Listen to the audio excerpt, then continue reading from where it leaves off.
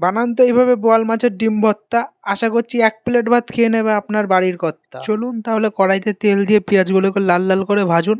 ঠিক লাল লাল করে ভাজা হয়ে গেলেই 1/2 চামচ চিনি, 1 চামচ নুন, 1 চামচ আদা, 1 চামচ রসুন পেস্ট দিয়ে ভালো করে মশলাটাকে কষান। ঠিক কষানো হয়ে গেলেই 1 চামচ লঙ্কার গুঁড়ো, 1 চামচ হলুদ গুঁড়ো দিয়ে আবার একটু ভালো করে কষিয়ে নিন। যখনই দেখবেন মশলাটা লাল লাল ভাজা হয়ে গেছে, তেল ছাড়তে শুরু করে দিয়েছে, তখনই 1 চামচ ধনে জিরে গুঁড়ো দিয়ে দিন। ঠিক দিয়ে ভালো করে নেড়ে ওপর দিয়ে বোয়াল মাছের ডিমটা ছেড়ে দিন। ছেড়ে ভালো মতো নেড়ে চেড়ে লঙ্কা কুচি দিয়ে ভালো মতন ডিমগুলোকে নেড়ে ঝুরঝুরো করে ফেলবেন। তারপরে যখনই দেখবেন তেল ছাড়তে শুরু করে দিয়েছে, ওপর দিয়ে টমেটো কুচিটা দিয়ে ভালো মতো নেড়ে চেড়ে 15 মিনিট পর নামিয়ে নিন। নামিয়ে নিলে রেডি হয়ে যাবে বোয়াল মাছের ডিম ভর্তা।